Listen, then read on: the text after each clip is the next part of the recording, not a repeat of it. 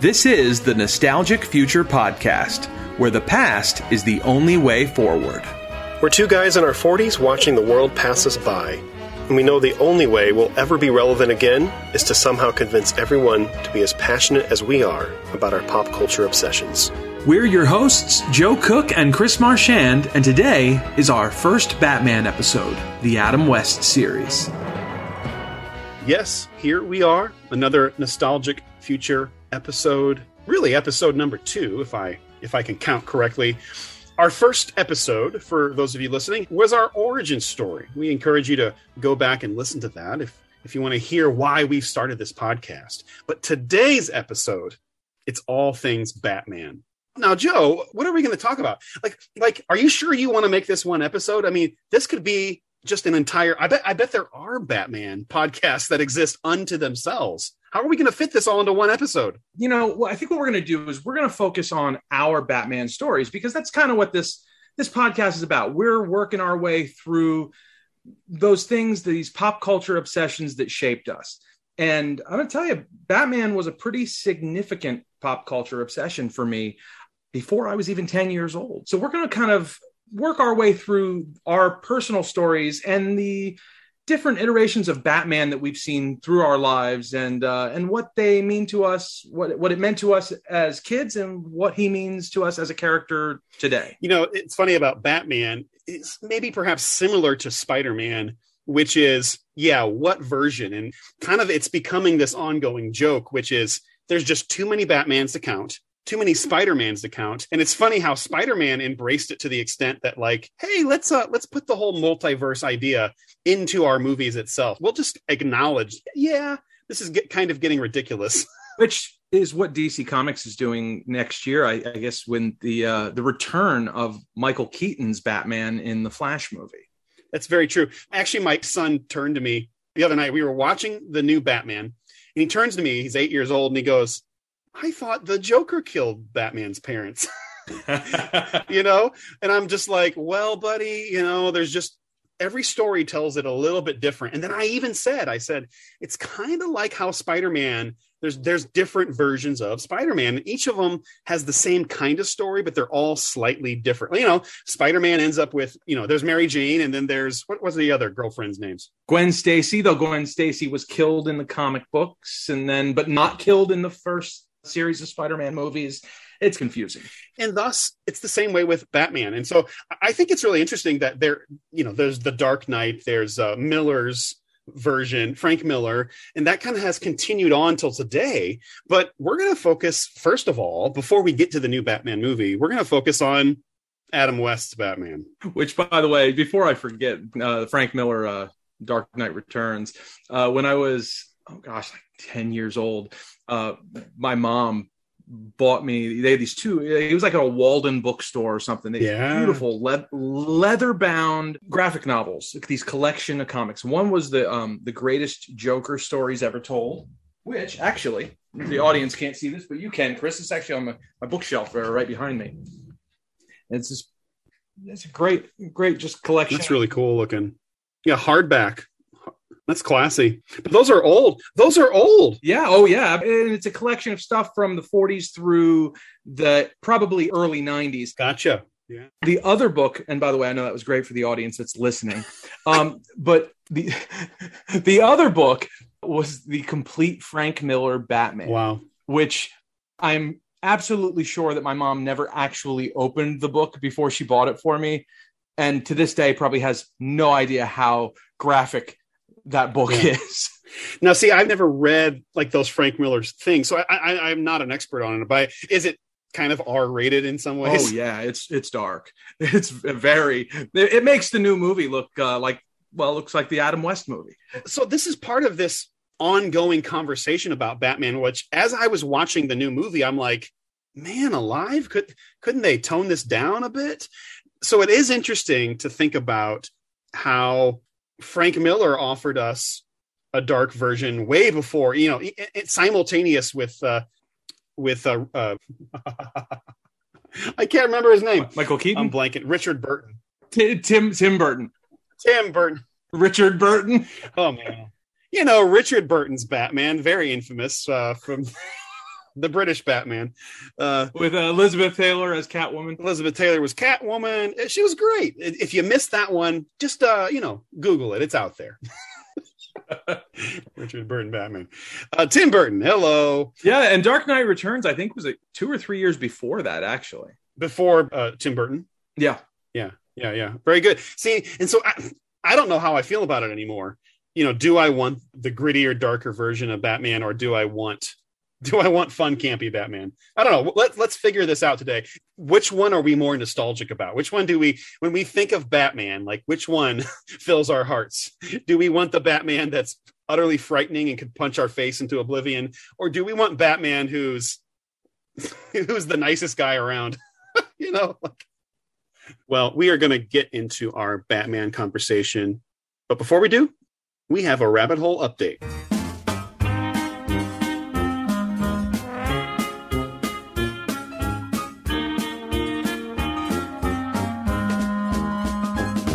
Now, Joe, before we get any further, and we have a lot of segments today, and we hope you enjoy them and for fun, but I kind of had something somewhat unexpected, and I just need to tell everybody. I can't hold it in any longer. Joe, I went to a Rax restaurant. Rax!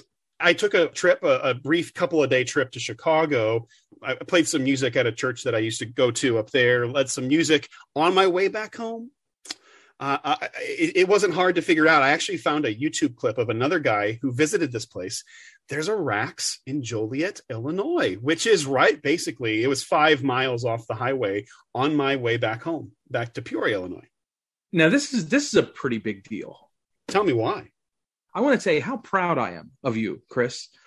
I really sincerely mean this, because just last week you were telling me that Joe Cook, was a pilgrimage kind of guy. Yeah, and that's right. And I feel like maybe in some way I inspired you or what, but you went on a pilgrimage this week, Chris.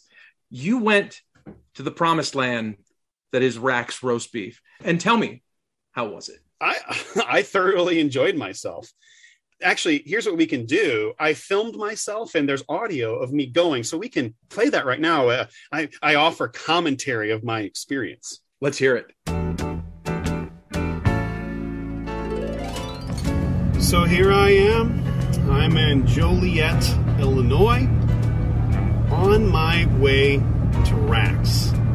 I'm filled with various emotions. I mean, what will this be like? This is my childhood. Will I be flooded with all of these sentimental feelings of having gone to a Rax after years, decades of no Rax? Even thinking that Rax didn't even still exist. And here Rax was in my neck of the woods. Can you believe it? Now here's a question about Rax. Arby's exists. There's tons of Arby's restaurants everywhere we go. So does Rax need to exist with Arby's in the world? I don't know. I guess that's a valid question. Well, there's plenty of burger joints. So, why can't there be competing roast beef sandwich joints? Let's determine it as I go into Rax. Let's contemplate, does Rax need to still exist? I think Rax would probably say they do. I'm just excited to see, what the place feels like. What's funny about Mr. Delicious is this emphasis that it was fast food for adults. I remember as a kid, the kids' meals from Rax, and they had this alligator, drink guy that you could, I don't even remember, I guess it came with toys, but I remember the juice or the soda would come with this cup where the head was an alligator head, and I think you could take off his head. And so what's funny is about the Mr. Delicious emphasis on it is that forget these kids, forget the fact that we're going to reach out to kids. And so I'm curious to see if they still have any kids meals. I'm looking for it here, and I don't even know where it's at. I think I'm getting close. Oh, I spy it. There it is. There's Rax, even with the classic sign. Oh, I'm excited. I am excited. There it is. I love the sign. The sign itself is retro. All right. I hope it's open. Please tell me it's not closed. All right, we'll see. I'll catch you inside. Now, I'll tell you what, one thing that I loved about Rax as a kid was their atrium. And so I loved eating out into the big sunroom. And look at this Rax has a sunroom. It's bright, it's shiny. I love the retro feel of the chairs here. You know, it's great, it's nice. Looks like something my mom would have decorated in here with the fake flowers. But it's great, great feel. Here's my meal. Sitting down to it. I got myself some curly fries. Let's see if they're tasty. They're tasty. You know, they taste exactly like Arby's curly fries, which is a good thing. I got myself a regular roast beef Rax, and then I got a definite treat here with my sandwich, and it's a barbecue, bacon and cheddar and all of that. And so I'm gonna dig in here and enjoy my meal. You know, the problem, everybody, is there is no Mr. Delicious. He's nowhere to be found in this restaurant. They did have the kids' meals, by the way. You know, Mr. Alligator or whatever his name is, Captain Alligator. They did have the kids' meals. Mr. Delicious, though, obliterated from the face of the earth. He might as well be dead to Rax. Would Rax be willing to bring him back, to give the gift of Mr. Delicious to the world once again? Is he worth, you know, that's our question here, is he worth it to bring back to the world? Well, I don't know. That's going to be another question for a future time, but I'm going to enjoy my food today, and that's about it for now. All right. So I have to say, I thoroughly enjoyed myself. Still enjoying my milkshake right now. But yeah, grabbed myself 2 sandwiches. I have one for the road. And man, it was good. It was good to be here. I wish there were more Rax in the world. You know what? Sorry to say it, if there were half as many Arby's and as many Raxes to fill that space, that would be fine. The option should still be available. It's a great place. Highly recommend it. Time to bring back Mr. Delicious.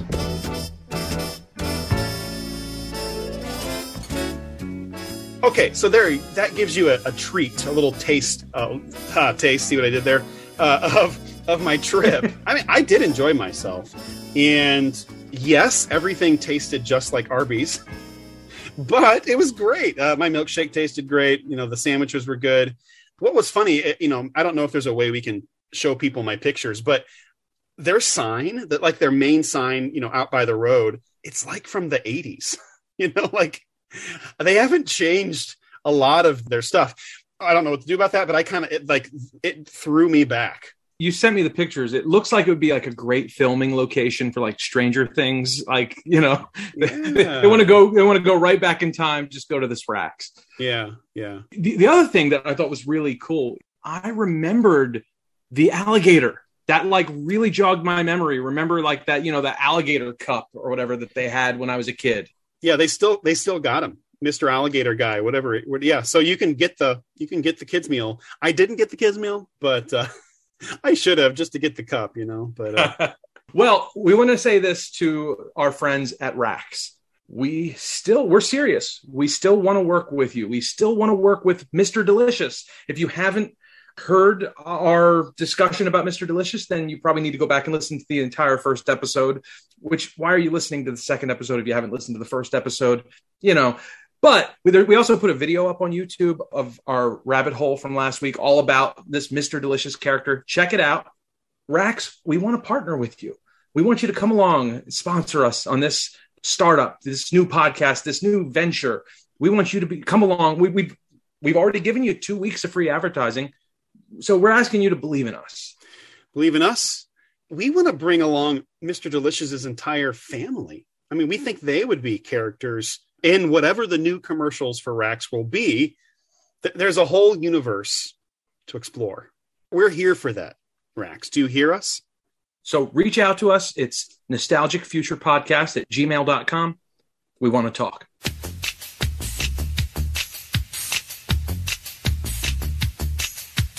Eat, Look out, thugs beware. Killers, watch out. Wrongdoers, don't dare. In the deepest dark of night, he waits for the danger. One man's holy flight, evil's only true avenger.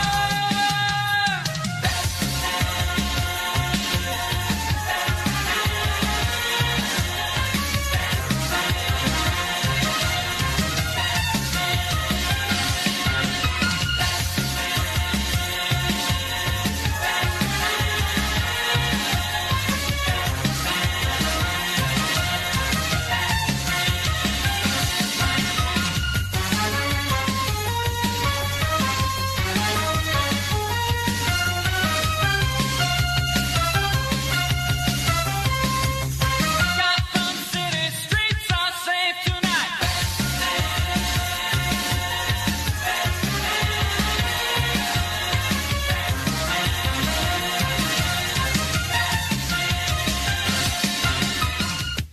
Okay, let's talk about Batman. We've already acknowledged there's way too much to discuss in this universe. So instead, we're going to make it personal. Joe, why don't you start us off? Where did Batman begin for you? You say he was a huge influence on little Joe, right? So Big time, yeah. Tell us about that. Yeah, Batman Begins. All right, where did Batman begin? Okay.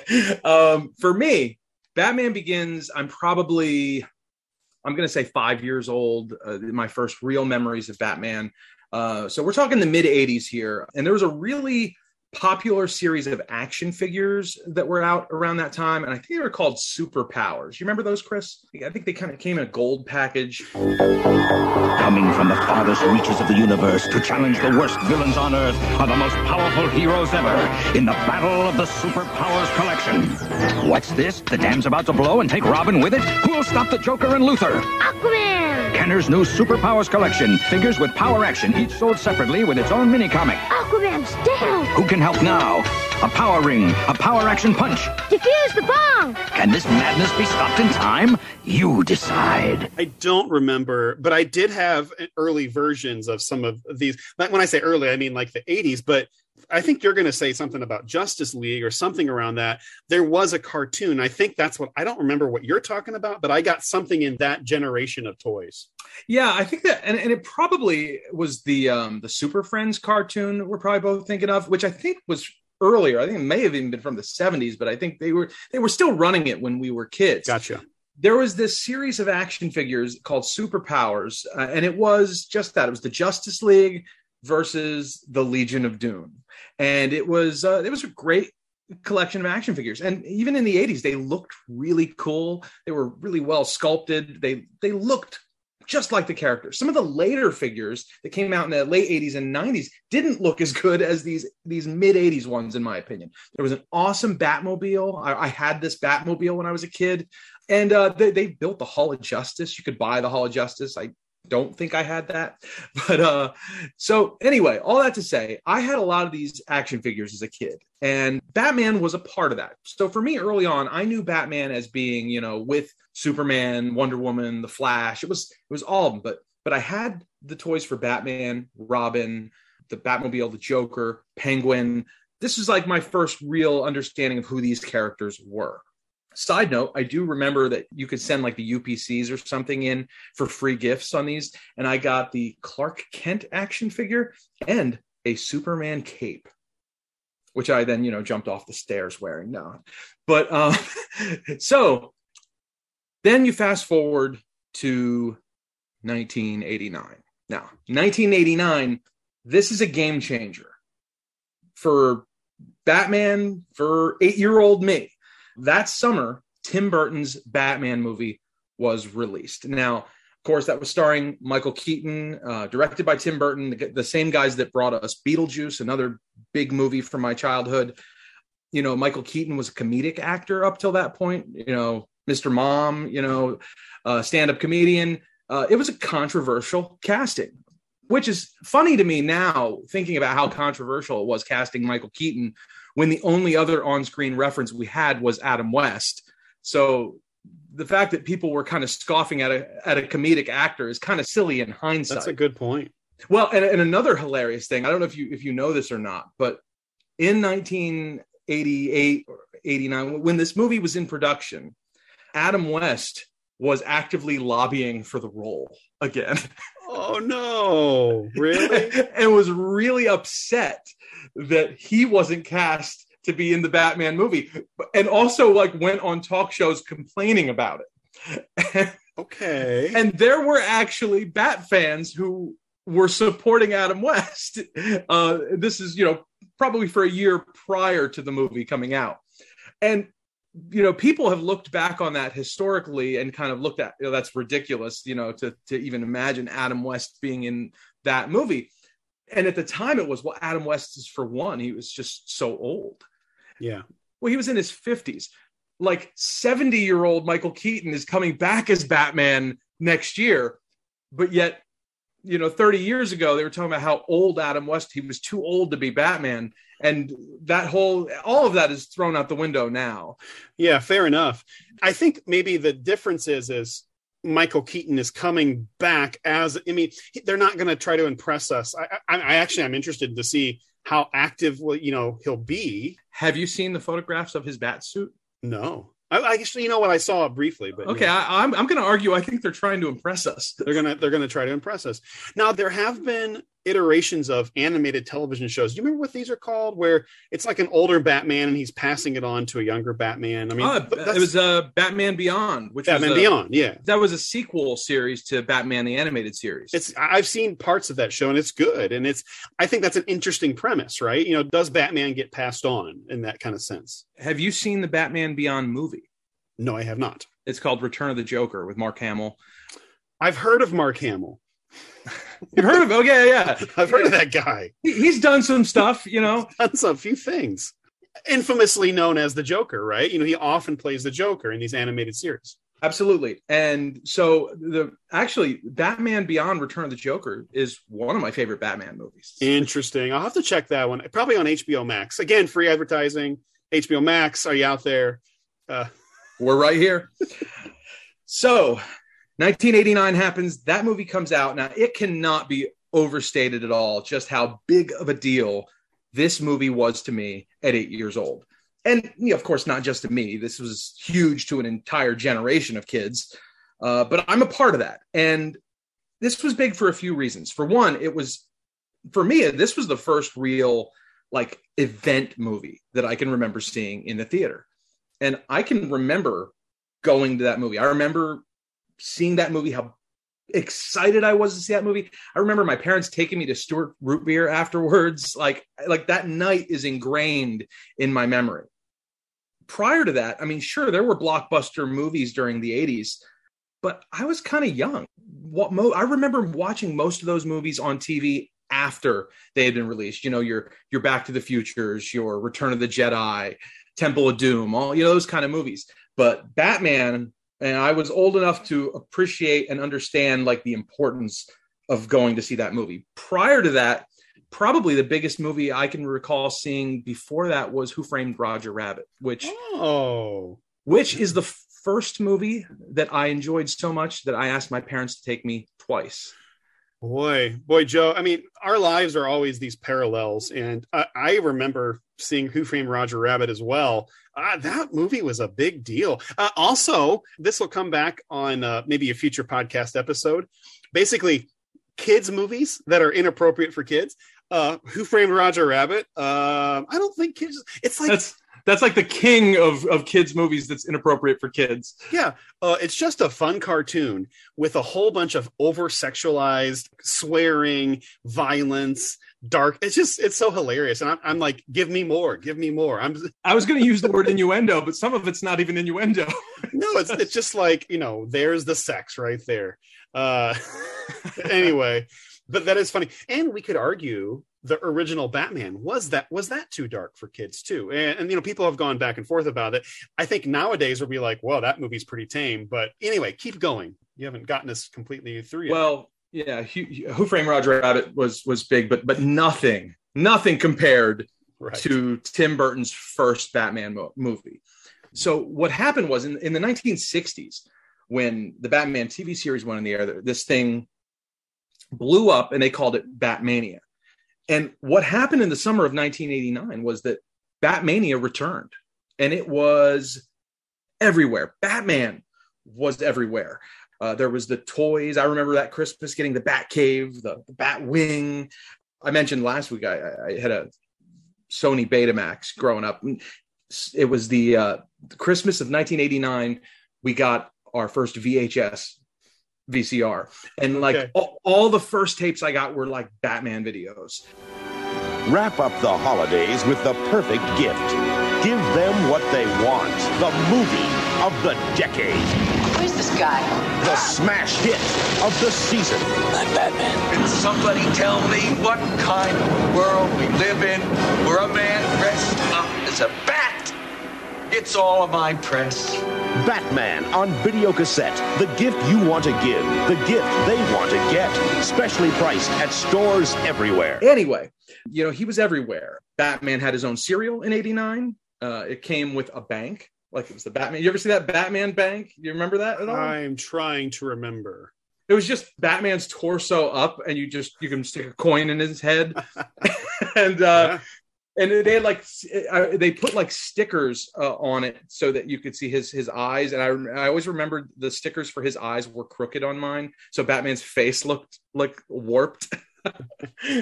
My first like superhero T-shirt was like, you know, a black T-shirt with the Bat logo. Yeah, for sure. And I think everybody had that T-shirt. It was just such a big deal.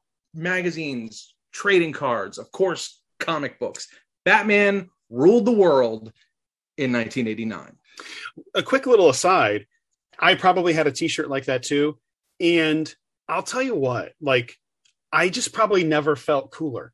Right. And I think that's kind of the point. Yes. Right. Yes, absolutely. Which, of course, was Warner Brothers marketing to everybody. Oh, boy, were they. But when I put on that T-shirt, I felt like the coolest person alive. And so there was just something about their strategy, the way that we all felt. I'm pretty sure I had it on VHS, and I probably had like a little, you know, one of those pins that you put on your shirt or whatever. It was like a Batman pin or something like I didn't have as much as you did, but I had a decent amount of this stuff. And oh my goodness, I felt so cool. I have a photo of me from the early 90s that I should put on our Twitter with one of those pins on my jean jacket. It's on my jean jacket with my stonewashed jeans. And here's the thing, Joe, we weren't cool. So, you know, No, as you'll see in the picture, I was very much not cool. But Batman was cool, and a very, very big deal to me. And I would say that for me, Batman was really one of my first true pop culture obsessions. And maybe the first thing that I can recall becoming a super fan of. Yeah, so it's interesting. I was thinking about this in a similar way. Batman 1989 was as huge, almost as huge as it was for you. However, my Batman story starts with Superman. And my first pop culture obsession was Superman. I was obsessed. Like, I remember as a 4-year-old, this is funny. Every day, my mom had what was called a diet center. Have you ever heard of that? Diet center? No. What's that? It was this thing in the 80s. I thought, I've got to go on a diet again. I'll starve, I'll try pills or powders, then I'll do what I always do, gain it all back. Then I thought, no, it's going to be different this time. I'm going to diet center. No drugs, no gimmicks. I lost the weight, and they're helping me keep it off. See? It can be different. Diet center. Come on, you're going to make it this time. My mom helped women with their diets and exercise routines. And I mean, it's in a way, it's like when people hire like a personal trainer or a personal life coach type of thing, or maybe like Weight Watchers, and people would come and they would weigh themselves and all those types of things. This is a very 80s thing. You know, you kind of imagine that. My mom ran a local diet center place, a diet center. Right next to that was a video rental store. And I just remember walking into this video rental store. She must have just let me wander over there. And guess what I went right to? I had this memory. I was like, okay, I'm renting Superman or whatever it was, because I was biding my time at my mom's store and I was bored. I was utterly obsessed with Superman, Christopher Reeve's Superman. And that was my life. Like everything was Superman. And I can't remember, but then they eventually stopped making movies, which is kind of funny. Like it's been a long time since I've seen Superman 4, but it's when things really went downhill. The greatest hope against the threat of nuclear war is Superman. The greatest threat to Superman, what are you up to? Is Lex Luthor. He's created the ultimate weapon to destroy the Man of Steel. Is that adorable? Superman 4. Dude of Steel, where are you gonna get it? His most important adventure, the quest for peace. Rated PG. Starts Friday, July 24th at the UA Movie Citrus Heights and the Sacramento Inn. Actually, there was this documentary. Did you ever see this documentary about, what was that film company that they actually bought it over? It was made by another film company. I've not seen the documentary. I actually only recently learned that, like within the last month. And I never knew that it was made by another company. It makes so much sense now in hindsight. And I have not seen that movie since I was a kid. Yeah, me either. It's been a long time, but the quality of it, went down significantly. It was released by Canon Films. And there's a whole documentary about how Canon Films came about, like basically making B movies, but trying to make them seem like A-level movies, high quality movies. And so it's just so funny that the appeal for Superman went down. And then, this other company took over and the whole quality Superman fizzled out is really what I want to say. But in my mind, the archetype of a superhero was Superman. And then along comes Batman. Now, as a kid, I did know that Batman didn't have superpowers, but it didn't fully register, right? And so what I think is interesting to think about our origin stories, which is the archetype for the greatest superhero. He's good, he's noble, he's bright, he's almost innocent, is Superman. And then you have the shadow. You have a man of darkness. He hides in the shadows. Is he a threat? And no superpowers. So I think it's really interesting, kind of our cultural shift and the shift within myself. Like, if you were to ask me who my favorite superhero is, I would say, I think it's Batman. And I'm not devoted to him or anything like that, but if I'm going to watch a superhero movie other than Star Wars, it's going to be a Batman movie for me. I think part of that is people do genuinely like an underdog. Yeah. And when you're a kid, Superman is like when you're really little, Superman is the coolest thing in the world because who wouldn't want those powers? And then you realize he doesn't really have to try all that hard. He's not doing anything. He's like, when he goes up against like the, dark side and some of those, really super galactic, villains. Okay, yeah. Sure. That's a little more fair. But, like when Superman's just stopping some thug on the street, not quite the same as when Batman's doing it. It's just not. Superman is a demigod. Little lowercase g God. Batman is us. And Batman's always wrestling with like the goodness or the wrongness of his actions, or at least he should be. And, Superman, it's like you always trust. And it's actually, when the dual Supermans happen, like you have the evil Superman, and this always happens. It's like a trope within superheroes, but it's like, no, we literally have to split Superman apart. Like we have to create an evil Superman, So they cloned him in Superman 4, wasn't it? I think it was Superman 3, but I could be wrong. Maybe it was Superman 2. I'm getting them all messed up. My Christopher Reeve fans are Superman 2 was the one where Superman himself turned evil. That's what it was, yeah. And he had I remember the famous line where aren't you going to save them? I don't do that anymore. Man, that's dark. I'm telling you. But I think Superman 4, they cloned him, but it looked nothing like him, and it was just some blonde dude. But yeah, that's how low the budget was. The budget was, they worked with what they had. Yeah. Well, okay, so there's my origin story, and yeah, I'm interested to hear where things go from there, and how does this link back? Can you link us back to 1960s Batman for you? Which I would say this: I honestly can't remember my own timeline. At some point, by the way, I was a true devoted renter of VHS from my local library, Monmora Public Library, my small little town.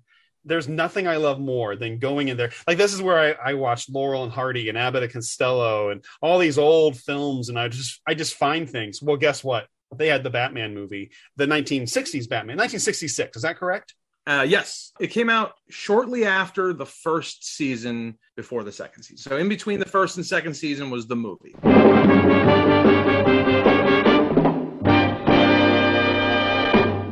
Emergency. Batman speaking. Warning all of you to brace yourselves for big news. The biggest. Tell them, Robin. Holy superlatives, Batman. It's really exciting. Soon, very soon, Batman and I will be batapulting right out of your TV sets and onto your theater screens. That's right, Robin. Our first full-length motion picture feature in color opens a whole new world of thrills. The big screen gives us more space on land, sea, and in the air to challenge the most bataclysmic collection of super criminals that ever plotted to take over the world. Number 1, the Riddler. Question: who's going to make the feathers fly and knock Batman and Robin out of the sky? Number 2, the Joker. Have you heard this one? It'll kill you, Batman. Number 3, the Penguin. There are 2 eggs this wily bird is going to scramble, Batman and Robin. Number 4, the Catwoman. Oh, you're going to see the perfect crime when I get Batman in my claws. And that's just a sample of the exciting exploits ahead in our first feature motion picture. Holy memoranda, folks. Make a note not to miss it. Good thinking, Robin. I know I checked that out at least twice, which that's kind of a big deal. So anyway, I love that movie, but you know what the funny thing is, Joe, I don't remember if I watched that movie before Batman 89 or after. Either way, the movie was something I love. So yeah, link that up with your own story. So that's a great question on is it, before or after Batman 89? It's really hard for me to answer that question myself. What I do know is that I was watching the 60s Batman series in 1989. And I have very, very vivid memories of this. I was all in with Batman that year. And so I can recall 2 channels on my local cable running the reruns of 60s Batman. First was the Channel 11, the Superstation out of New York City, WPIX, ran an hour of Batman every day. And the other one, believe this or not, Christian Broadcasting Network's Mr. Pat Robertson himself, the Family Channel. Oh yeah, sure. Yeah. The Family Channel ran 60s Batman an hour every night. And I watched it religiously. See what I did there? Yeah. So you owe you have a debt of gratitude to Pat Robertson. It's the only thing I appreciate that the man ever did for me. He gave me Batman. For those of you that don't know, if there's anybody out there that's listening to this, you're like, Pat Robertson? Just like Google Pat Robertson earthquake or Pat Robertson. What should they Google? 9/11. Pat Robertson 9/11. There's some fun stuff out there for you to explore. Okay. So, anyway, and for anybody who's wondering what the Family Channel was, the Family Channel it still technically exists today. Today it is known as Freeform on your cable provider. I did not know. Yeah, so the Family Channel was started by the Christian Broadcasting. There's a little, we'll just give a little backstory here. Family Channel was founded by Pat Robertson and the Christian Broadcasting Network. It was not a quote-unquote Christian channel. It was an entertainment channel with original programming, and they ran like a lot of old, like family-friendly shows and reruns of Gunsmoke and stuff like that. So the Family Channel was started by Christian Broadcasting Network. They sold it to Fox, with the stipulation that Fox was contractually obligated to run the 700 Club with Pat Robertson twice a day. Fox didn't do well with the channel, and they very famously unloaded it on Disney for like $5 billion. Disney, like, it was like the worst deal in television history, Disney buying the Family Channel. And Disney rebranded it ABC Family, and they still had to run Pat Robertson every day. And as far as I know, to this day, Freeform, I think, still runs the 700 Club because of a deal he made in the early 90s. Now, I don't know if this is ever going to come up again on the podcast, so I have to mention it. Joe, I've been to a taping of the 700 Club. You serious? Yeah. So my brother, one of my brothers, went to Regent University, which is... Wait, hang on a second. How is this, in the years I've known you, how has this never come up? I thought I've told you before, yeah. On the campus of Regent University, where my brother was going to school at the time, it was a graduate school, their studio is right there on the campus. And then there's Pat Robertson's mansion on the campus as well. So I remember walking up to his mansion going, and there's these huge horse stables around them. I think the guy really loved to ride horses. And then I was in a taping. I don't remember the guest or what they talked about, but I was there for a live studio taping of 700 Club. So you saw him? No, I don't think I did. Oh. So it was one of those episodes where Pat Robertson wasn't there. There you go. So it was like his son was there, and then the other lady that they have. So I think I remember being disappointed about that. It was like, oh, come on, where's Pat? That's wild, though. I had no idea. Okay, well, this would have been like in 94, 95, something like that. So I was a teenager. That is another piece of the puzzle that is Chris Marchand right there. Are we in a side episode of like weird Christian culture things? I don't know. Is that where we're at today? Well, I don't even know where I was at. Okay, so Family Channel, they ran Batman every day. Yeah.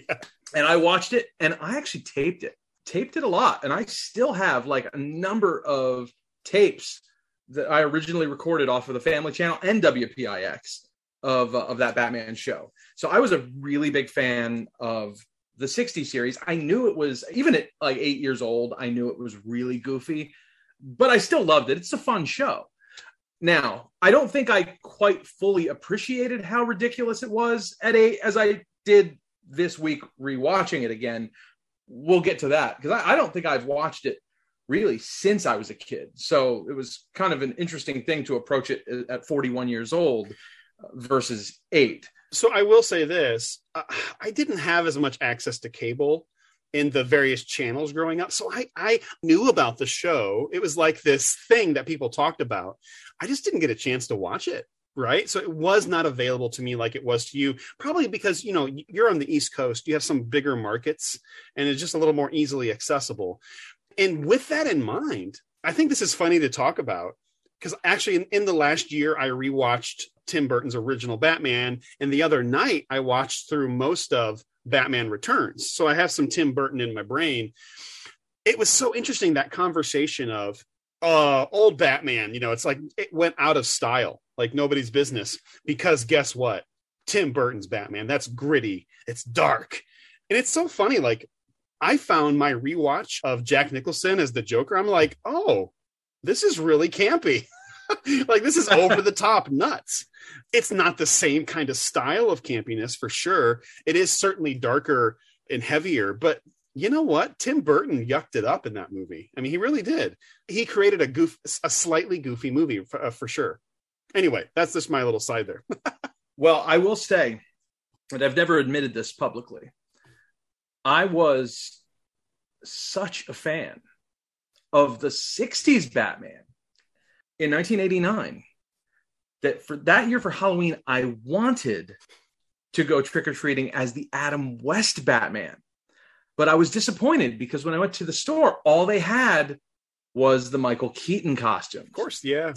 So my mom made me the Adam West costume with the eyebrows and all. And I actually have a picture of that. Oh, man. It actually ended up in my local newspaper. Why? I don't know. Actually, I should clarify this. I'm not exactly sure what happened here. I don't know if I was in the paper at the time or not. I was photographed, though, by the newspaper. And you can imagine how weird and surreal this was, that like 30 years later, my hometown newspaper did this like retrospective of Trick or Treat through the years in Vineland, New Jersey. And there I was, a picture of me at 8 years old in my homemade Batman costume. Very, very strange.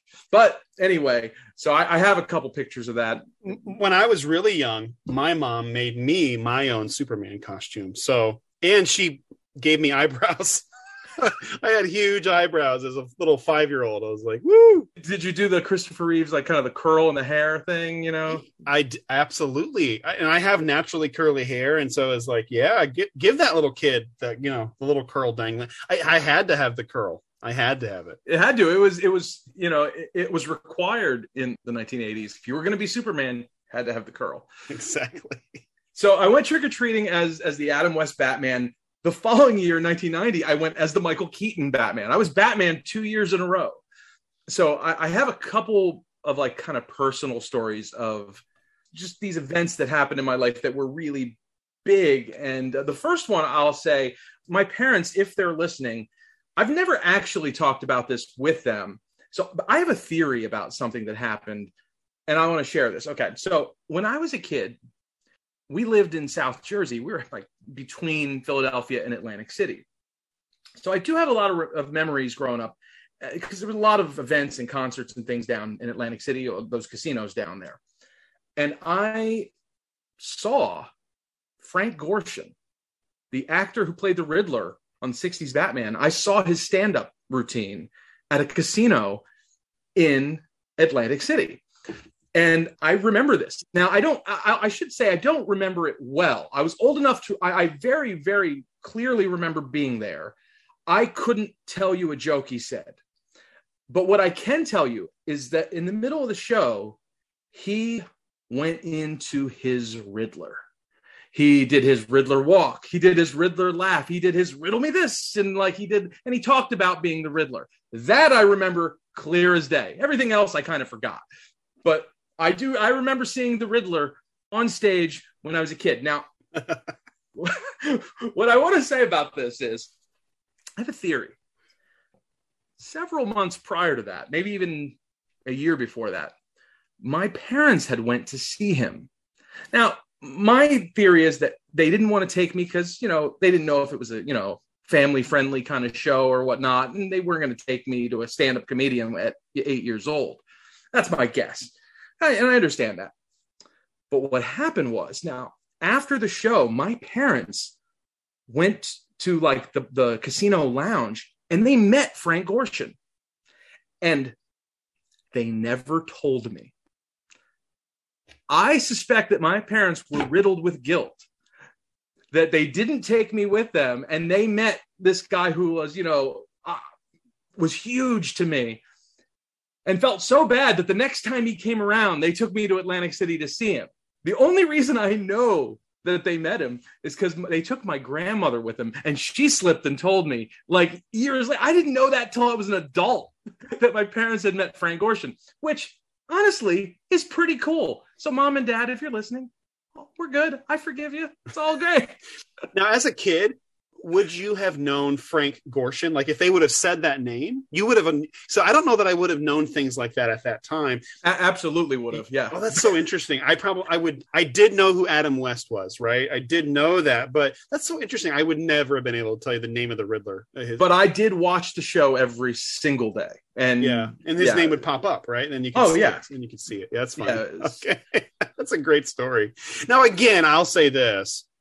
I live 2.5 hours from Chicago, which is a, you know, pretty significant city in America, you know, but I never found my way into these types of places, right? As a kid, never had these similar opportunities. So it is interesting. The proximity of the East Coast, casinos, New York City. Yeah. That's great. And that isn't even my biggest Bat memory. All right. So I remember this, and this is cool because I think we're going to talk a little bit about K-Mart in a bit. I actually remember clear as day, I believe this was 1991, being in the K-Mart parking lot in Vineland, New Jersey, and on the radio, a commercial came on. It was for a car show in Philadelphia, and they announced appearing at the car show, signing autographs, was going to be Batman himself. Oh, gosh. Adam West. At a car show, yeah. Just like on The Simpsons. You remember on The Simpsons when they met Adam West? I'm trying to remember. It was the Mr. Plow episode. Okay. Oh, yeah, Mr. Plow. Well, right when Homer bought the plow at the car show, like sitting right next to it was Adam West at the table. The Batmobile. Adam West! Hey, kids, Batman! Dad, that's not the real Batman. Of course I'm Batman. See, here's a picture of me with Robin. Who the hell's Robin? Oh, I guess you're only familiar with the new Batman movies. Michelle Pfeiffer. Ha. The only true Catwoman is Julie Newmar, Lee Merriweather, or Eartha Kitt. And I didn't need molded plastic to improve my physique. Pure West. And how come Batman doesn't dance anymore? Remember the Bat to see? Nice meeting you. Just keep moving. Don't make eye contact. Which is what he really did. I mean, like, for the comic book conventions, like, they weren't really like a thing like they are now. So Adam West was just making the rounds at boat shows and car shows and whatnot for years, often in his Batman costume. Now, this is true. I did not see Adam West in his Batman suit. So then there's a pretty funny story behind this. But so anyway, I hear this commercial. Adam West is going to be at the car show. I begged my parents, you've got to take me. I got to meet Batman. All right. So they did. So they take me to the car show. It is a huge line. It was massive. Everybody's there to meet Batman. And this, again, not like it is today. You go to a convention and, you plop down $100 or $150 or whatever to get an autograph from somebody. This was free with admission. So it was probably like $8 to get into the car show. And then you get to meet Batman for free. Everybody in Philadelphia was there to meet Adam West. So we get in line. And the only thing I remember costing anything was, this is true. There were photographs for sale. If I remember correctly, $3 for a black and white and $4 for a color photo. I got this nice black and white photo here. It's nice. It is a great photo, isn't it? It's a cool photo. I mean, I almost might say go with the black and white. It looks great. He's got the cape up. He's striking fear into the hearts of criminals there. What does it say? Hi, Guy? No, hi, Joey. Oh, hi, Joey. A. West. A. West. A. West. That's great. That's amazing. So, I'm in line to meet Batman. I get up there. I meet the man himself. And he couldn't have been, I'm scared to death because I'm a 10-year-old kid and I'm meeting my hero. But I remember him being really nice to me. I got a picture with him. I still have that to this day. I remember, this is cringy now in hindsight, showing him a Polaroid photo of me dressed as him 2 years earlier. Oh my goodness. Yeah. That's amazing. And what I was referencing earlier, that photo of me with Adam West is the one where I have the jean jacket on and the Batman buttons on my shirt. So anyway, we could post that online if anybody's interested. But yeah, Adam West, of course, do I know the guy? Absolutely not. He seems to be an interesting mixture of absolute class, kind, but also kind of a complete narcissist, but in an endearing way. It's like, I don't know what your impressions are remembering him as a kid. I just, when you're a kid, like any adult is kind of intimidating to you, and this is Batman, for crying out loud. But I do remember him being really nice and then being very friendly with me and actually probably having like a minute or so to like talk with him. And what I remember though about the convention was when we got there, it never even occurred to me, even as a kid, in a million years would it have occurred to me that he would be in the Batman costume. Like, I didn't think that was a thing that, like, I didn't know he did that. Well, he did that for years. Okay. Apparently, when the 1989 movie came out, Warner Brothers, threatened him and told him he couldn't wear the Batman costume to appearances anymore. So when we got to the convention center, there were signs up all over saying that Adam West would unfortunately not be able to wear the Batman costume today. Emasculated. They emasculated him. I'm telling you. So that was honestly, I mean, that was a kind of a landmark moment in my life, meeting my idol at that time. it's certainly a foggy memory. I couldn't tell you the specifics of what we talked about. What I can tell you is that about 5 years ago, we went to a comic convention in Dallas, Texas. And we went to see Mark Hamill, that guy you've heard of. Anyway, he did this convention, and Adam West and Burt Ward were there. But, conventions are expensive now. So I didn't we went we're going to meet Hamill and, that's going to be it.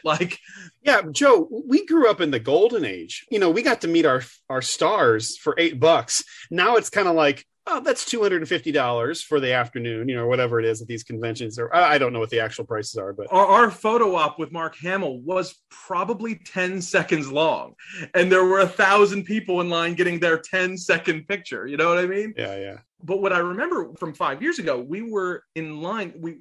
Hamill did 2 panels that weekend, and one of them was a Batman one. He did a Mark Hamill panel on Friday night, and on Sunday, he did a panel with Kevin Conroy, who was the voice of Batman and Batman the Animated Series. So they did an animated series panel.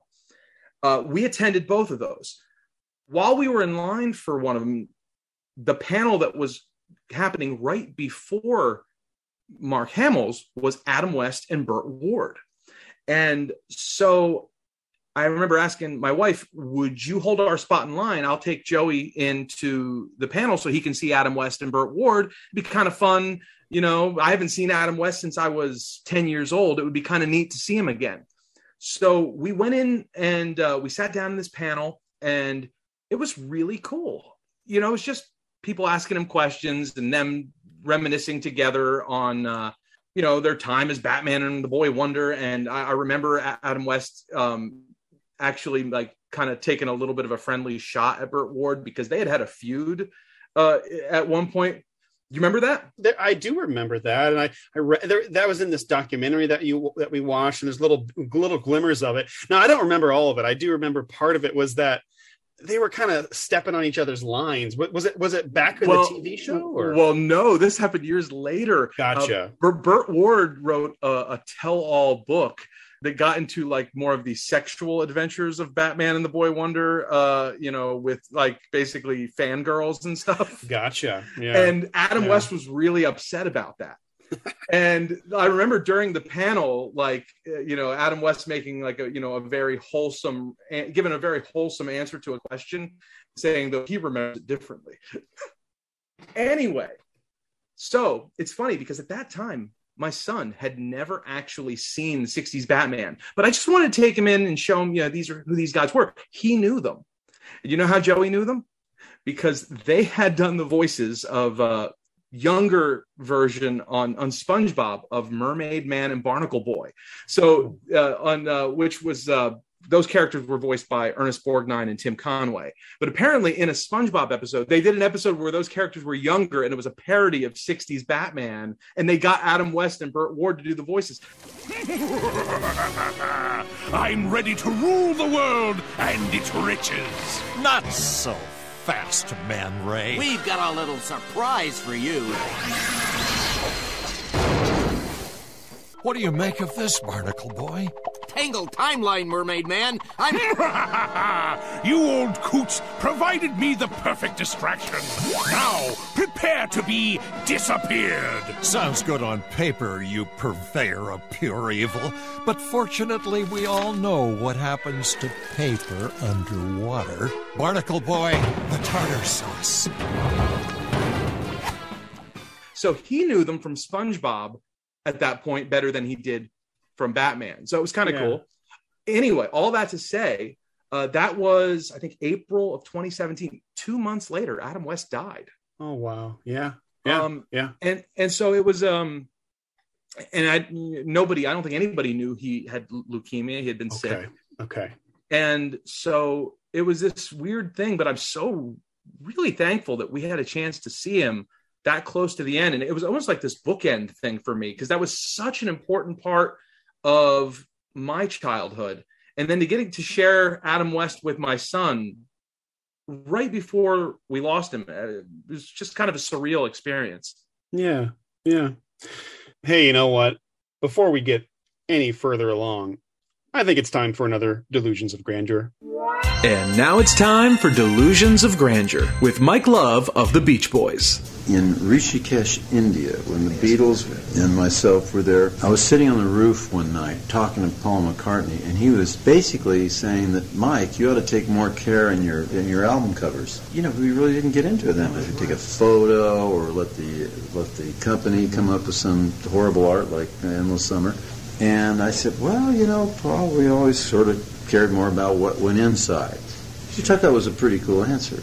Actually, you know, because Paul McCartney is very clever. He figures all kinds of stuff out. And he's good and prolific and all that kind of stuff. But I sort of did a John Lennon, how do you sleep at night without saying it in so many words, you know. You did? I got him, I thought. You know, I said, we sort of cared what went into this. In other words, if you took a magnifying glass out or an audio magnifier out and you listen to the quality of the harmonies on a Beatles project and you listen to the quality of the harmony on a Beach Boys project, there'd be a big difference qualitatively, if I may say so egotistically and objectively, I think.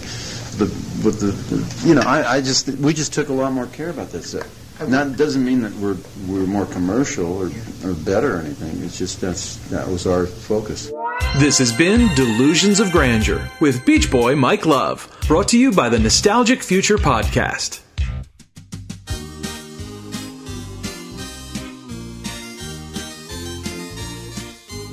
So, we're going to get more into our discussion of 1960s Batman, and in our next episode, we're going to cover what our favorite Batman is and how this all relates to the new Batman, or the Batman movie with Robert Pattinson. But for now, let's do it in the news. All right, in the news, in this program, we like to get into news that relates to our own nostalgia. And last week, there was a news story that was, well, it's kind of a big deal. I mean, people are going to be amazed at how big this is. This is going to impact people. It's going to sink when we tell them this. They're going to be like, "Oh, yeah, this is a big deal." For our generation, this is earth-shattering news. The fourth to last K-Mart store has closed. Oh my goodness, Joe, you're the bearer of bad news here. Tell me more. The fourth to last store was in Avenel, New Jersey. It closed on April 16th, and now there are only 3 locations across the United States left in New York, New Jersey, and Florida. K-Mart. We're talking about K-Mart. So apparently, they, in 2018, Sears Holding filed Chapter 11. Now, I guess K-Mart is part of something called Transform Co. Is this company? That warms the heart, the Transform Co. Doesn't it? Transform Co. And they've got 3 stores left. And yeah, can you believe that? I mean, you know, when I was a kid, we didn't have a Walmart in my town. Right. And so Kmart was like, that was the biggest store in our town. We used to have a Jamesway and an Ames and a Bradley's. We had like several different department stores, but like the one you'd go to if you wanted to get like a little bit of everything, that was Kmart. And then Walmart, you know, came, and I, you know, on a personal note, Kmart was my first job, Chris. What'd you do? I was a stock boy at Kmart, but we called them 99. We were in 99. And so if you're in Kmart, you hear like 99 to, you know, Garden Center. Yeah. That was me. Why 99? What does that mean? I have no idea. Okay. Not a clue. Did your Kmart have a Little Caesars in it? We did. Well, okay. So we had a Kmart cafe. Yes. That carried Little Caesars. But that was when I worked there. Prior to that, it was just a straight up Little Caesars restaurant. So they was like, I remember there being a Little Caesars, and then it transformed into the K Cafe. The K Cafe. Yeah. Now I'll say this. I'm really going to tug on some heartstrings here with my Kmart story.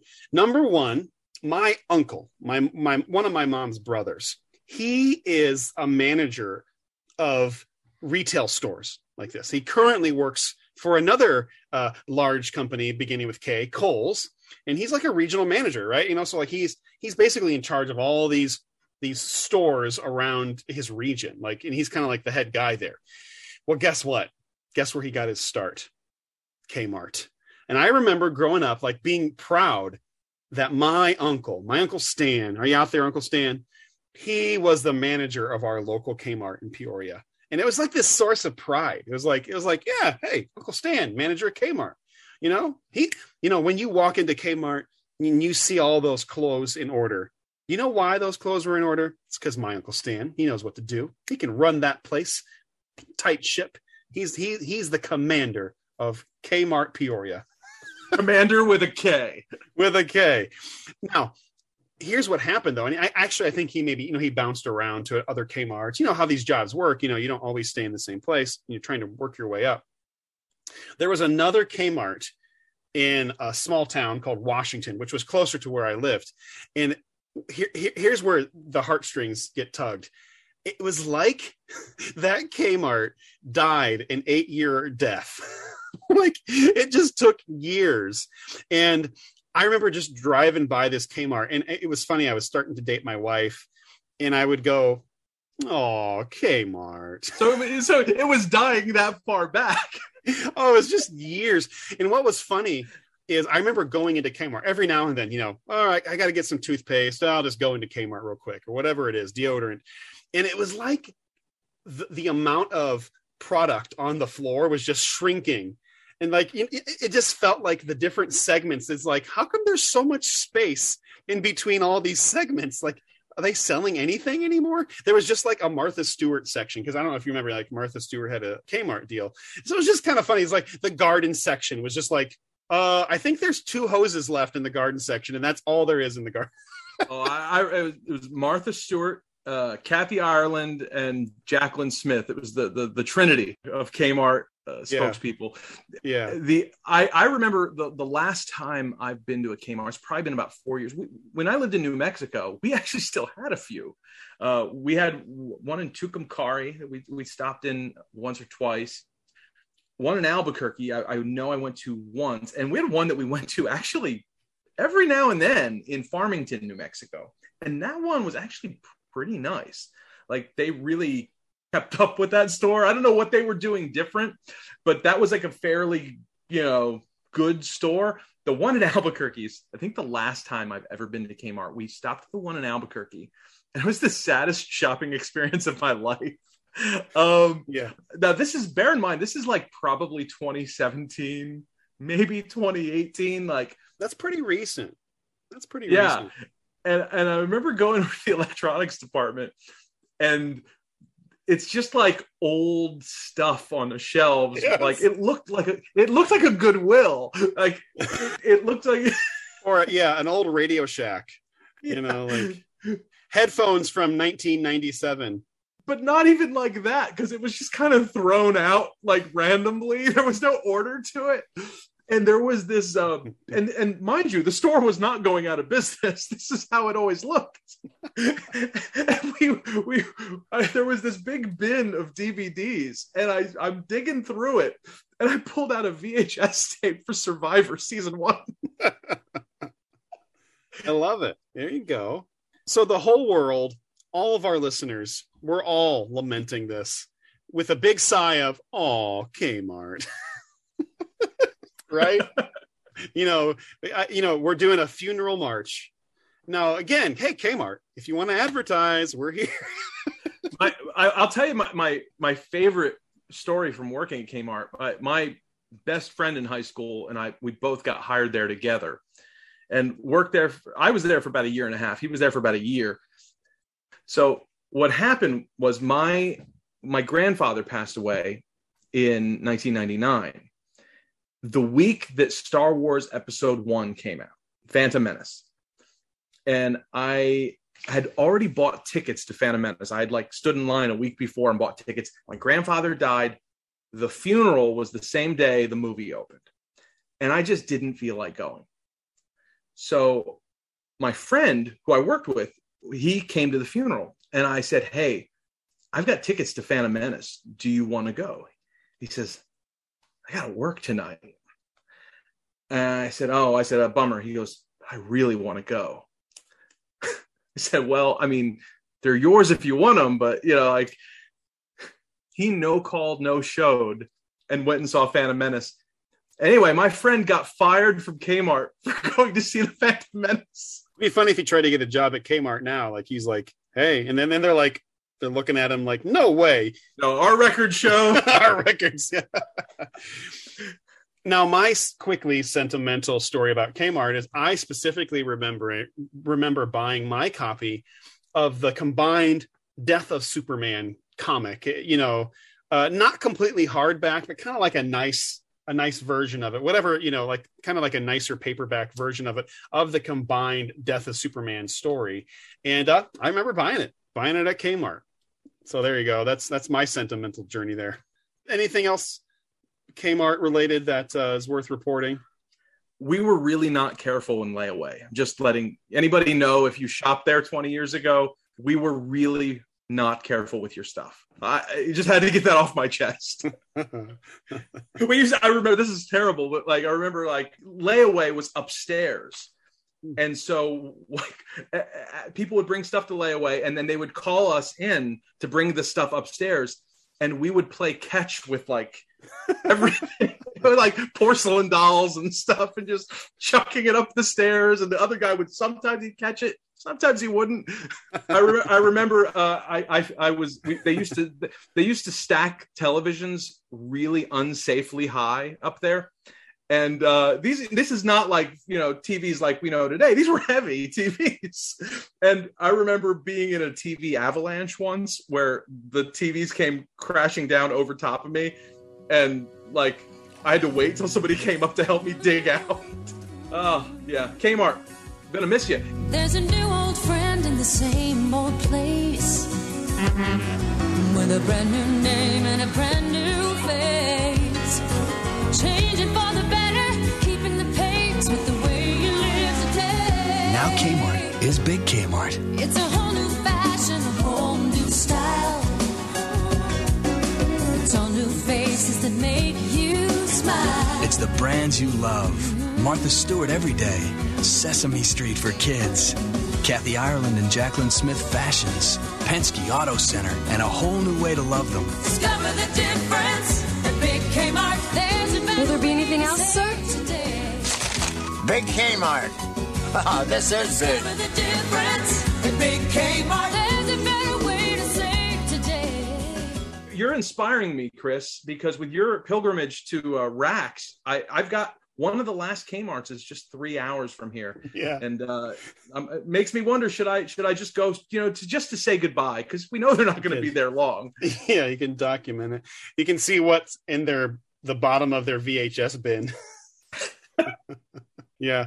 Hey, by the way, another sad part of the Kmart story, you mentioned like the K Cafe or whatever. So I remember it being so cool that it's like, hey, there's a Little Caesars in here. And then towards the end, it just became like this pitiful concession stand. It's like where you just get the stale nachos, you know, like you're like with a hot dog with the, you know, it's like, and it wasn't good. It was just like, oh, this is what it's become. It went from cool takeout pizza to, what have we got in the back? When I worked there, it was this, you know, it was basically that, but it did have a nice little eating area still. And they did still carry Little Caesars pizza, which is what, you know, we would get like Little Caesars pizzas on lunch and things like that. But what I remember most about it is there was a walk-in freezer in the back for all of like the, you know, the pizza cheese and all that stuff like that. And on the really, really hot summer days, we'd like go hide in the walk-in freezer for like 10, 15 minutes at a time. That's great. That's great. I remember going out to the garden shop and just dousing my hair with water from the hose and then sitting in the freezer because the air conditioner at the store had broken down. Oh, well, hey, everyone.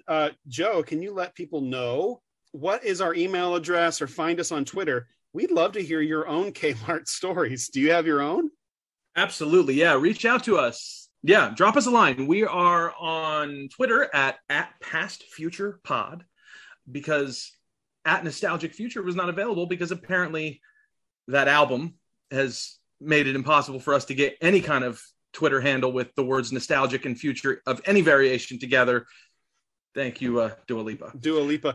And she's been clamoring to get on the show, but we were holding her off for a little bit before we have her as a guest. It's a little too on the nose, you know. Yeah, we're doing our own thing, Dua Lipa. You do your thing, we'll do our thing. You can email us, though, at nostalgicfuturepodcast@gmail.com. There you go. And we're old guys. We like email. Yeah. This has been In the News.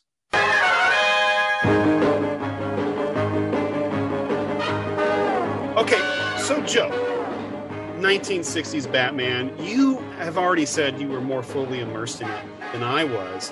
I've recently watched a decent amount of the episodes. Now, again, like, what does that even mean? Well, I've watched about maybe 12 to 15 episodes. I've also watched one of the more recent animated features that starred Adam West and Burt Ward before Adam West died. And that was also very interesting because it was a play on the 1960s TV show. I'm curious, what are your thoughts on this TV show? Looking back on it now, I was most interested, and I have to admit this. I have become a little bit weary of 1960s Batman. I don't like to be too negative. I want our show to be, just the joy of the things of our lives. But I'm good. I think I'm good. I'm good for now. So what you're saying is we're not going to be doing a watch through of the entire series. Please. I think my problem is once I started to see the formula of each episode, I was like, okay, I got it. I understand what you're doing here. It's a little bit too on the nose of just, it is almost like a paint by the numbers type of formula. And I mean, maybe you can take us into some of those benchmarks of each episode. So I'll tell you what I did to approach this, to prepare for these Batman episodes. I dug into my archives, so to speak. I pulled out as many of the original Betamax tapes I could find that I recorded of 60s Batman in 1989 off of WPIX 11 and the Family Channel. And I found about 5 or 6 tapes full of Batman I recorded. I didn't watch them all. I didn't have enough time to get them all in, but I watched a couple tapes.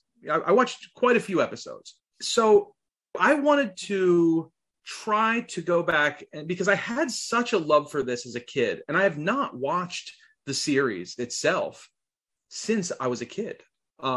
So I wanted to go back and I wanted to approach this as authentically as I could and try to see if I could somewhat relive that experience. And so I watched them as I taped them with the original commercials, with the original promos. It was an incredibly nostalgic experience. Now, that probably made me enjoy it much more than I would have just streaming them today online, because it really did transport me back to a different time in my life. And in some ways reminded me why I appreciated it. But again, I was 8 years old. And again, looking at something through 41-year-old eyes versus 8-year-old eyes, yes, I mean, it is not hard to miss exactly what you're saying. In fact, I have a couple lists that I prepared. Now, bear in mind, I watched, probably, it's hard to count the episodes because so many of them are two-parters. I feel like I always want to count the two-parters as one episode. Right. But I probably, watched 8 of these story arcs. And just in the episodes I watched, I started just keeping a list of the Bat devices. Many of these things that are in the, Batman and Robin, their utility belts. And I'll just read you, this is a little list of just the ones I saw in those episodes. Of course, we have the big ones everybody knows, your Batmobile, your Batarang, your Bat Cycle, your Bat Copter. But we also have the Bat Respirator, the Heel and Toe Bat Rockets, the Recollection Cycle Bat Restorer, the Batmobile Bat Tracker. That one had bat in it twice. The Anti-Mechanical Bat Ray, the Anti-Lethal Fog Bat Spray. We had Bat Sleep, which is just knockout gas. Bat Earplugs, the mobile Bat Cycle Bat Scanner, the Bat Index, which is basically the contacts list on your phone, the Bat Jet, which is not a jet. It's actually more like a rocket, but not to be confused with the Bat Rockets. The Bat File, the Bat Photoscope, and my favorite, this was in Robin's utility belt. He had African Death Bee antidote pills that did not have bat in the name, which makes me think that maybe they got them from a different distributor. I don't know. African what now? What did you say? African Death Bee antidote pills. She won't leave. She may. But once a death bee lands, she usually stays a while. Or she may sting you, Robin, and you'll die.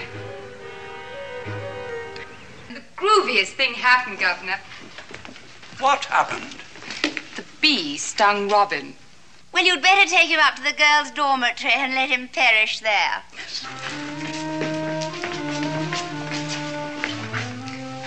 Why don't I perish here? It's closer. You're not dying, Robin. I was down to my last African Death Bee antidote pill, but I popped it in my mouth and I'm fine. Anyway, that's just some of the Bat devices.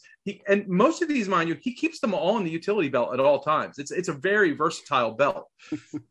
I also compiled a little list of all of the Robin's holies. Okay. Yeah. Holy this Batman, holy that. Okay. Which I've injected into my daily life. I will say, holy what, I'll just figure it out. Like I'll my kids, I'll say it around them, and yeah. We have Holy Titanic, Holy Houdini. This is one of my favorites. Holy Contributing to the Delinquency of Minors, Holy Gullibility, Holy Rising Hemlines, which was about Lord Marmaduke Fogg I think he was stealing miniskirt like fabric. Okay. Holy Levitation, Holy One-Track Bat Computer Mind, Holy Fourth Amendment. Holy Fourth Amendment. Unlawful search and seizures. Yeah, I'm thinking about it. Holy Leopard, What a Change of Spots. Holy Hotfoot, Holy Weaponry, Holy Bunions, Holy Oleolio, Holy Taxation, Holy Hostage, Holy Merry-Go-Round, and Holy Sundials. So let me say this, as we try to figure out like the appeal of 1960s Batman. Okay, when Batman 89 hits, all of a sudden, for many people, 1960s Batman was blasé. It was out of style. And part of the thinking growing up was, they didn't know how stupid they were being. They didn't know that they were cheesy. They didn't know that they were campy. Watching it as a middle-aged man, I'm like, oh, they totally know what's going on. They're goofing the whole time. Like and maybe this is also part of a problem, which is like, should Batman just be a comedy routine? It's kind of funny, but at least I appreciate now that they're having a laugh. They're having fun with it. Oh, there are moments throughout every episode where they are clearly winking at the audience. There was an episode we watched where they went to Londinium. so they left Gotham City. They went overseas to Londinium. Rudy Valley was the villain, and they went to Ireland Yard. And at the office of at Ireland Yard, in their office, it was Commissioner Gordon's office. It was the same office. They didn't even attempt to make it look differently. And Batman comes in and he goes, "This looks familiar." and Commissioner Gordon goes into this explanation how basically all law enforcement is the same wherever you go. Like it was basically a fourth wall break. Yeah, and right. They were letting us know, yeah, we know this is ridiculous. Yeah. And it's one thing after the other. I don't even know how to quite describe it. I mean, what's funny is my wife, we're watching these episodes, and what she was picking up on, it was like, when the villains are on screen, it's just like one big cackle. Like all they do is laugh maniacally, like from the moment they get on screen to the moment they leave. It's just kind of funny. It's just like, okay, they're just rolling with it. One of the things I noticed was that very rarely do the villains themselves actually fight Batman and Robin. It's always the henchmen. Right, the henchman, yeah. And at first, I noticed this in a Catwoman episode, and I thought, okay, well, they don't want to hit a woman, so Catwoman's sitting there, kind of purring and like doing whatever she does, and her henchmen are fighting Batman and Robin. But I noticed it in a later episode too with Clock King. That Clock King was just sort of standing there while his henchmen were doing all the fighting, and the fight scenes are very formulaic. Everything about let's look at how most of the episodes in the first 2 seasons are all 2-parters. And, there's a cliffhanger at the end of every episode, and it's Batman. There's some oversized, ridiculous contraption that Batman and Robin are in, will they get out in time? And it's such a formula. Of course, Batman's not going to, they're not going to kill him. It's kind of absurd to think that this is suspenseful in any way. Yes. And yet they're doing it every week. Yeah. So this is perhaps where things got a bit too tedious for me, but it also is pretty funny. I think maybe one of the more humorous parts, if I were to take time and try to break down the logic of it, is when some kind of clue is left or comes in or whatever, one of the villains leaves something somewhere or whatever. And then Batman and Robin, they either take it back to the Batcave or they're in Commissioner Gordon's office. And what they do is they leapfrog from 4 different points. They're like, this says, it says one thing. And they're like, that's just like the World's Fair that's coming to town right now. And what's at the World's Fair is the roller coaster. And then the roller coaster is called the Abominable Snowman. And you know what? I think they're going to be at the Abominable. It's just like, excuse me? None of that made any sense. What'll we do? You'd set a thief to catch a thief. You'd set some cheese to catch a mouse. To catch this breed of cat, you'd set a bird. Correct, Robin. And what kind of bird? A canary. You've done it again, old chap. I hope it works, Batman. She's a pretty hip cat. No matter how cunning and crafty they are, Chief O'Hara, eventually all criminals commit the same error, overconfidence. Let's go, Robin. It's every episode, and it's just funny how they play off of it. And it makes my brain just tying knots. I'm going, wait a second. But it is funny as it goes on through each episode. Well, I'll say that definitely, as an adult, I enjoyed the dialogue much more than the actual storylines. Which I'm sure I loved the stories as a kid. As an adult, there's just so much of it to be honest, it holds up in just how funny it is. I never really appreciated how funny they were trying to be, like you said.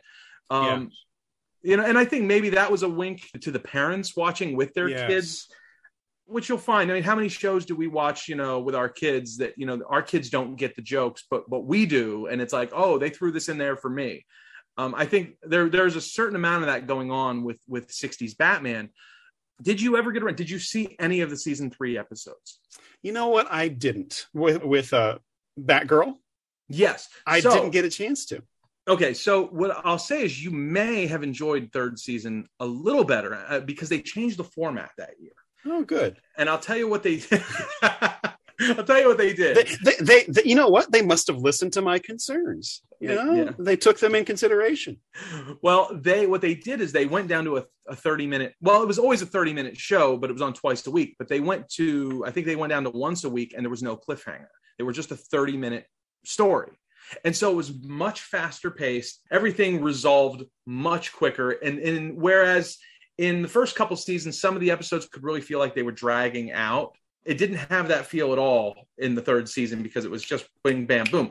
On the other side of the coin is that production value definitely went down in the 3rd year. And you could tell they weren't quite trying as hard. There was an episode I watched. This was kind of neat. I found one of my tapes. I found the Family Channel had run a special Batman movie event, but it wasn't the movie. There was in season 3, there was a 3-parter. Epic. Is this one I mentioned earlier? Lord Marmaduke Fogg and Londinium was Batman's going overseas, and they're making it this big 3-part event. And the Family Channel, actually, they did this thing every night called the Family Channel Movie. Well, they used their Family Channel movie block to do this Batman event. And I must have been really excited about it because I made sure I taped that special event. And so watching that one did have, because it was a 3-parter, it had 2 cliffhangers in it. And they were really not trying by season 3. There was no big elaborate thing. It was like the Batmobile pulls into the Londinium Batcave because, yes, Alfred set them up with a Batcave in Londinium so that they would still have a Batcave to go back to. Yeah, there you go. So it was another Batcave. But anyway, as they're pulling into the Batcave, these smoke bombs go off in their car that somebody had planted or whatever. It was fog. These fog bombs. And will they get out? As this, the narrator comes over. When the next episode starts, it's like they're in Commissioner Gordon's office. And thankfully, we were able to escape the fog bombs or whatever. It was like they resolved the cliffhanger off screen. They didn't even try. And they did the same thing with the 3rd episode. It was just, there was great. no effort whatsoever. Now, one of the truly fascinating scenes that you've shown me that I didn't know about, it's when Batman is in a surfing competition with Joker. Now, when was that episode? That was season 3. And that was one of those half-hour episodes, but that one is generally considered a classic. Can you tell me why? Batman gets in a surfing contest with the Joker.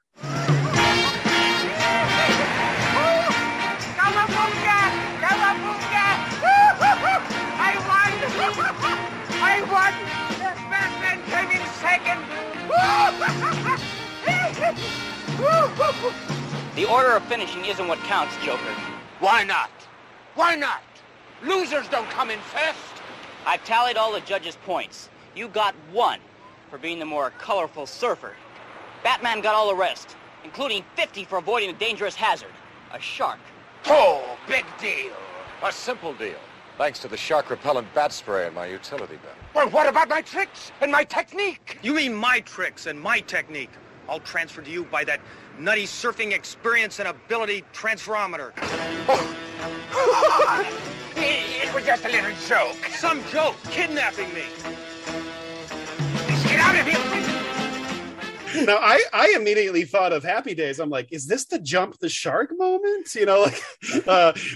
Why is this happening? But okay, I'll bite. I guess it's a classic. It is, it is what it is. I mean, I think they have swim trunks on over their costumes. Yes, they do.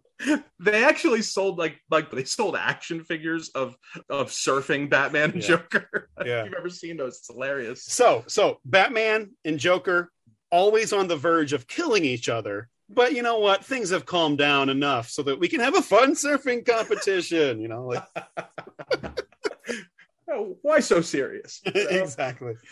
And this leads to another point of as far as the funny formulaic elements of it, which is, and actually this will lead into our next episode when we're talking about other darker versions of Batman, which is 1960s Batman. He was an upstanding, law-abiding citizen. He was always, he was so concerned that he's playing by the rules. And really, that also goes into part of the formula of the show. It was mentioned, they went out of their way to remind us that Batman was a duly deputized officer of the law. I think in every episode that I watched. Yes.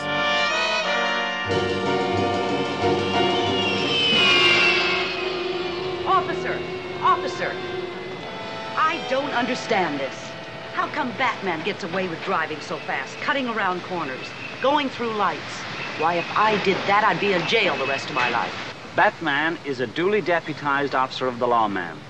And if he is not pursuing a dangerous criminal, he drives more safely than any motorist I've ever seen. In his off hours, he lectures on traffic safety to driving classes all over Gotham City. No, ma'am. If ever you see Batman driving speedily, you can be sure that he is endangering his life to protect yours and mine.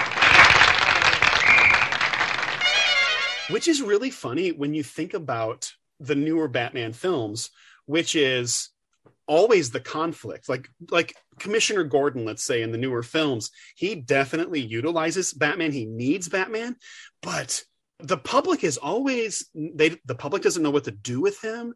Is he there to protect them, or is he a threat?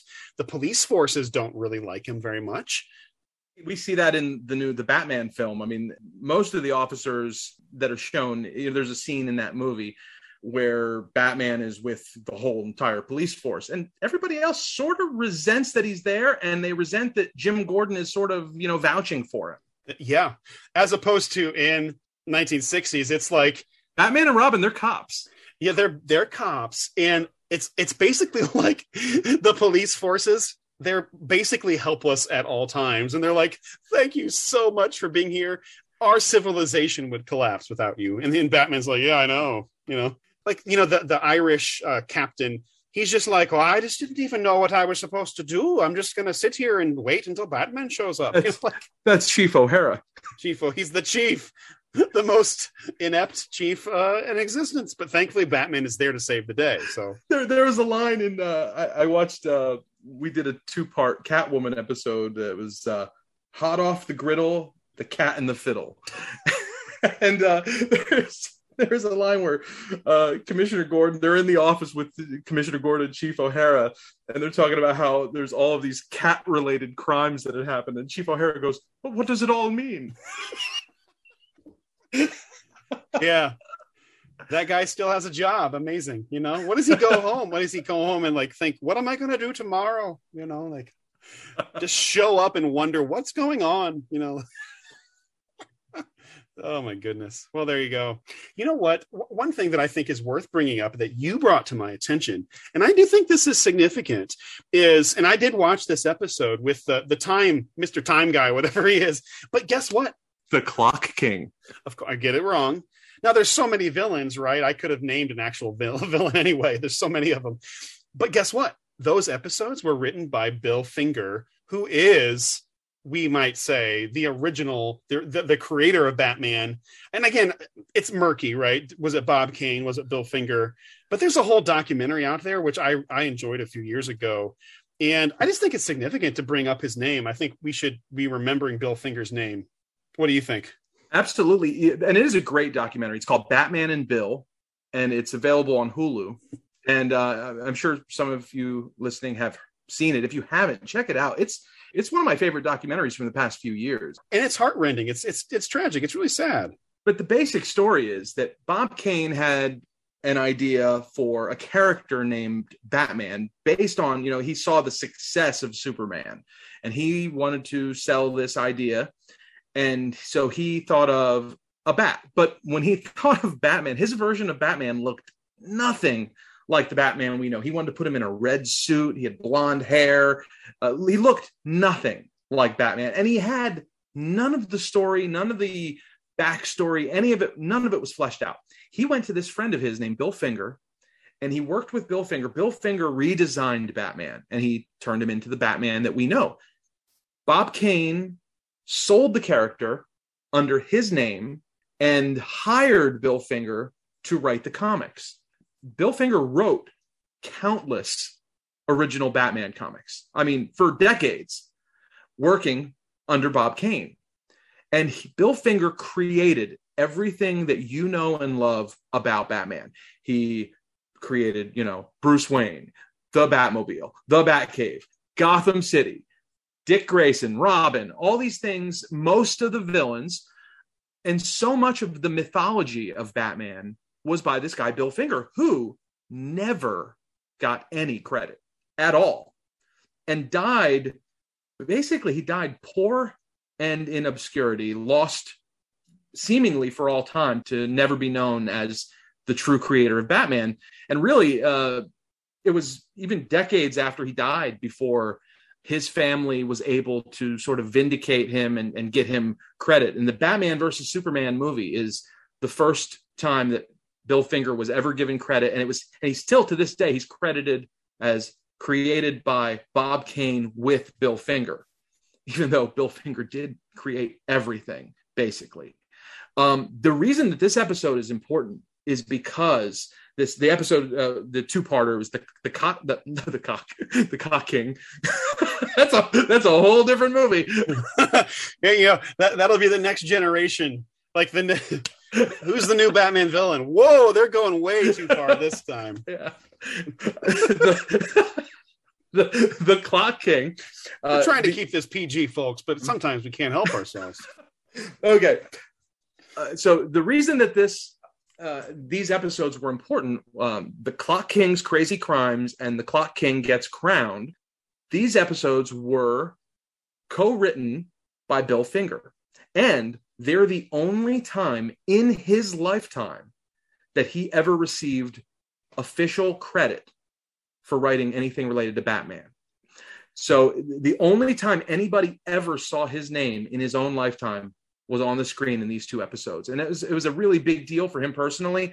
There was, it was co-written by one of the other comic book writers named Charles Sinclair. And I remember in the documentary, they interviewed this guy and him talking about how when they wrote the script, it was written by Charles Sinclair and Bill Finger. And he said he could just see kind of Bill beating around the bush like he wanted to say something. And he asked him, well, what's up? And he said, just this one time, could we put my name on top? And he said, sure, and they switched it around. So it was written by Bill Finger, Charles Sinclair, and they went to ABC to watch the episode on a color TV. And I highly recommend the documentary. Check it out. But this is a kind of an important episode. Really, if you want to look at the entire Batman mythology, it might be the most important Batman episode just for that reason alone. Hobbits? Robbed? Broad daylight? Commissioner, did you hear the news? Yes, Chief O'Hara. And ominous news, I'd say. The knockout gas the criminals used came from an antique clock. Then it's himself, that conniving crook who uses time for crime, the Clock King. I fear we're in over our heads, Chief O'Hara. I'll contact the Cape Crusaders at once. Yes, I quite agree, Commissioner. From what you say about the robbery at Hummert's, it clearly indicates the modus operandi of Clock King. Clock King? Apparently, Dick. But this time, we'll bypass police headquarters. What? When one is dealing with a villain like Clock King, one must use time wisely. We'll go directly to Hummert's gem shop and try to pick up the lead from there. To the bat poles. So you watched this episode then? I did. Okay, what did you think of it? It was just like all the other ones, which is fine. It was. It okay. really is. The Clock King, like I was just like, this is a goofy villain. Like that's kind of, like he just looked. He looked like somebody's uncle that they dressed up in a zany outfit. So I mean, it was fine. I don't know. What do you think? I need to know. Give me some insights. My thought was just honestly like, why is this guy so into clocks? Like exactly. Like he's making. He basically got caught because he took too much time to steal, Bruce Wayne's collection of priceless watches, and it's like, well, I got to get these watches while I'm here. This guy's got like a real watch thing. Yes, he does. It is just like every other episode. The one thing I thought was kind of cool, though, and it kind of plays back into the importance of Bill Finger having written it, is that one of the pieces of the formula, one of the things that we see time and time again on the 60s Batman is that Batman and Robin, they've been captured, they're tied up, they're in some giant trap. This contraption was cool. I mean the sands. Like, that was really neat. It was really interesting. I was sitting there watching. I was like, boy, are they breathing that stuff in? Like, really, the actual actors, like, they were stuck in it. And it was a big hourglass with pink sand or pink something. I don't know what it was. And they were trapped. And I thought it was pretty interesting. That element was. It was very cool. And the importance of that is that in the comic books, Bill Finger, that was one of his trademarks. He, in his comic books that he wrote for Batman, often had these elaborate giant traps that Batman and Robin, would find themselves in. And that was actually taken from the comic books and used in the show. And so to have him write an episode where they used really this idea that was his all along, which is kind of a neat thing to, I don't know, worth pointing out. Yeah. And it was a very cool trap. And just to give you another one, the animated movie that I watched, they were tied to a giant TV dinner. Like they even walk into like it was a TV dinner factory is what it was. And so anyway, they were slowly working their way towards a giant oven. They were going to be cooked in the oven, you know. I saw that a couple of years ago. I forgot that's what. Oh my god! I was thinking that they were going into a fire. I forgot about the TV dinner. That's hilarious. Yeah, there you go. There was a Catwoman one I watched where it was like they were under a giant magnifying glass. I think that was probably a pretty famous one. There you go. And of course, Batman and Robin, they tilt themselves just so that they can use the magnifying glass to burn holes in the ropes that are tying them down without burning themselves, though. Well, okay, so with the TV dinner, there was lemon curd as the dessert. And they were like, lemon curd? That's acidic. Well, that's the only way we can break through our ropes. And so Batman, he shoves his hands into the lemon curd and he's like, oh, just enough, you know. The acidity, as if acidity works like that in 10 seconds, you know. But you know, that's how he got free. That's hilarious. Well, this wraps up our conversation of Adam West, Burt Ward, 1960s Batman. Joe, what are we going to talk about next episode? Because this is going to be a month of Batman. What's coming up next? Well, next week, we're going to talk about the new film, The Batman.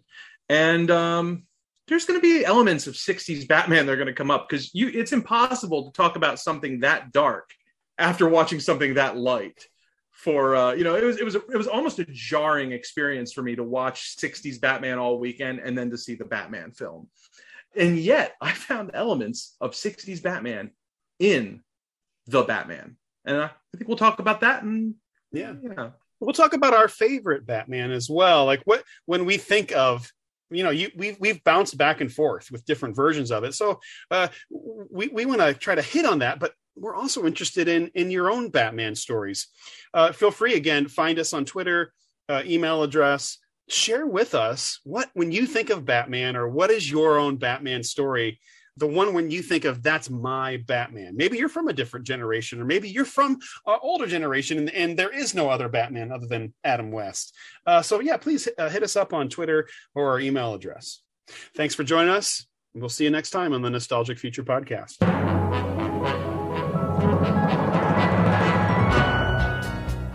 Thanks for listening to the Nostalgic Future Podcast. We'd love to hear from you. Drop us a line at nostalgicfuturepodcast@gmail.com. We may just read your letter on an upcoming show. Follow us on social media, Nostalgic Future Podcast on Facebook and @PastFuturePod on Twitter. Please subscribe wherever you listen to podcasts and leave a review to help support what we do. Until next time, remember, the past is the only way forward.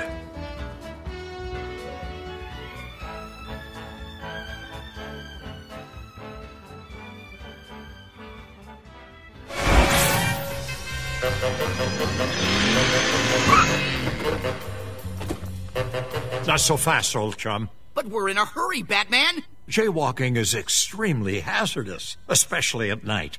As duly deputized officers of the law, it is imperative we follow the rules. Gosh, yes, you're right, Batman. No one's above the law, even when you're trying to enforce it. Quickly, Robin, to the crosswalk.